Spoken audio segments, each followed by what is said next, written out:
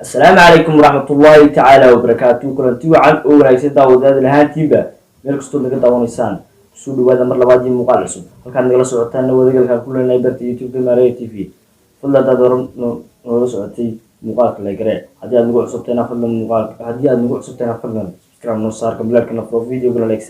ma sii daawadayaal waxaan idin haynaa maanta barnaamij cusub barnaamijkaasi waxa weeyaan برنامج عن قضية يعني يوتيوبر كعنكا يدرس لعبي واكم يدرس لعبي حقوس كيمي حقوس كوسا برباري ما يعيسوس دحنا واكما دبدا وديال انت برنامج كان يتفيلو بنتوتا كوسا دو هذا برنامج كان حتى بقى عادي نقول يوتيوبر كعنكا يدرس لعبي marka hore magaciisa waxa la yiraahdaa Cabdirasaaq Cabdimige waxa uu soo barbaaray magaalada Jigjiga dusi uu yaraantiisa ku soo qaatayna waxa weeye dusiga wiilwaal ee ku yaala magaalada Jigjiga ka magaca Drisley sababta ugu baxay isagana waa loo laga doonaa Drisley Cabdi kuna haantii waxa uu ahaa wiil aad iyo aad u furfuran oo aad u furfuran kaasi oo badanaaba jeclaa inuu kubadda ciyaaro dadka ka qosliyo iyo sida wajigiisa ka aragteen waa wiil comedy badan farxad badan عندي أنت بدنا نقول أنت غيرنا دتكو أي قدريان أخلاق له إذا كنتي واحد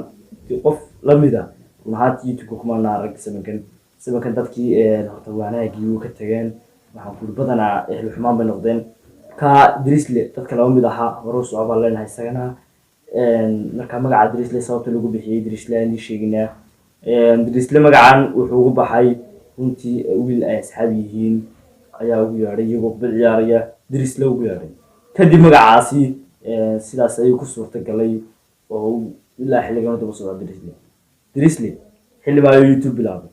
waxa uu bilaabay 2017 ilaa haatanna waa uu ku dhex jiraa waxa uu sida shumaca u soo ifay 2018 dhamaadkoodii ayaa sida shumaca uga soo ifay barta YouTube kaasi oo ay Soomaali weyn baratay imikana waxa uu yahay ama aan u aqaana jaamacadda ummadda Soomaaliyeed kaasi oo soo saara dadyo ciida ka badan oo aan soo baxayn kumanaan kun oo qof ayaa uu soo saaray Drisley Cabdi maantana magac oo dunida jooga kuwaasi maxay ku dhacday daba kuwaasi uma qarsana inuu Drisley soo saaray xaasidnimo awgeed ayaa ay ku leeyihiin Drisley waa xaasid iyaga ay xaasid haddana Drisley ma aha xaasid anigu si ahaantayda waxaan shakhsi ahaan ka aaminsanay Drisley Cabdi inaanu ahayn xaasid sababtoo ah Drisley waa wiil firfircoon aad iyo aad u wanaagsan kaasi oo soo saara dadka haddaba Drisley waxa uu kaga duwan yahay YouTuberada kale waxa uu kaga duwan yahay Drisley Cabdi YouTuberada kale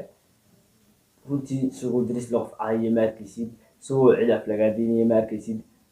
dadku waxa ka cawdaan badanaaba Drisley subscribe nama saaro shootout nama sameeyo anu taas waxaan ka aaminsanahay inaan Drisley waqti u haynin ka Drisley waxa kale horumar wanaagsan insha Allah barnaamijka ka dambeeyana Drisley Cabdi waxaan ku soo tirin doonaa maanso aan ku amaanayno oo waxaan ku wada way jiraan video badan maanso ku amaanay laakiin si mid adiga ku qaasa ayaan maanta ku soo tirin doonaa assalaamu calaykum waraxmatullaahi wabarakaatuh daawadayaal haddii aad nagu cusub tihiin fadlan muuqaalka like garee YouTube kana subscribe noo saar kambalka furo sidii muuqaalka soo galaa ku soo gaaro assalaamu calaykum waraxmatullaahi tacaala